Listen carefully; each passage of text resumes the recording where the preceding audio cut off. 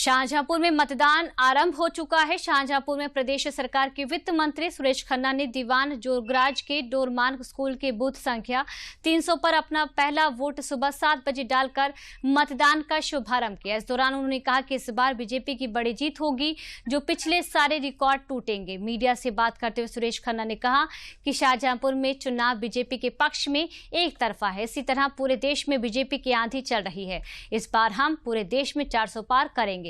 वहीं सहकारिता मंत्री जेपीएस राठौर ने भी अपने परिवार के साथ एसपी कॉलेज के बूथ संख्या 239 पर अपना वोट दर्ज किया। इस दौरान उन्होंने बीजेपी की बड़ी जीत का दावा किया और कहा कि सभी रिकॉर्ड इस बार टूटने वाले हैं। सपा नेता जयेश प्रसाद ने भी मतदान किया और वोट देने के बाद कहा कि गठबंधन इस बार अकेले उत्तर प्रदेश में 60 से 63 सीटें जीतने जा रही है।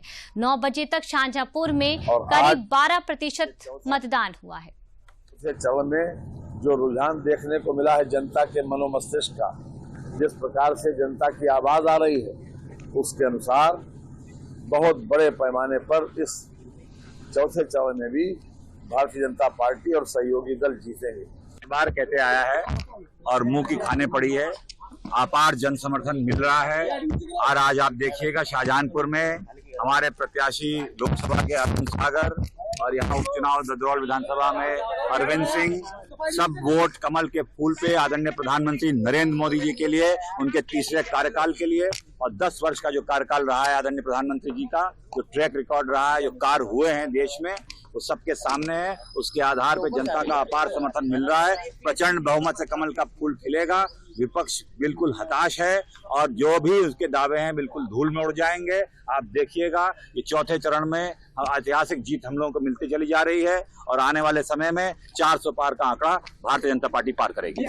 मुझे लगता है कि जिस तरह का वातावरण, जिस तरीके का माहौल दिखाई पड़ रहा है, भारतीय जनता पार्टी 400 सीट पार करके प्रचंड बहुमत के साथ केंद्र में सरकार बनाएगी और ये देश में बड़े बड़े फैसले लेकर हम 2047 तक का एक रोड मैप तैयार करके 2047 में इस देश को विकसित राष्ट्र के रूप में एक दुनिया में स्थापित करने में कामयाब होंगे। देखिए, अगर इस बार नहीं बचा संविधान जो बाबा साहब भीमराव अम्बेडकर का बनाया हुआ है, उससे तहस करके भारतीय जनता पार्टी यहाँ पे हिंदुस्तान में जनता को बहुत ही जुमलेबाजी से गर्क में डालेगी। इसीलिए जनता जो है इस बार पूरी एक लहर चल रही है इंडिया के लिए और संविधान बचाने के लिए सब लोग वोट कर रहे हैं।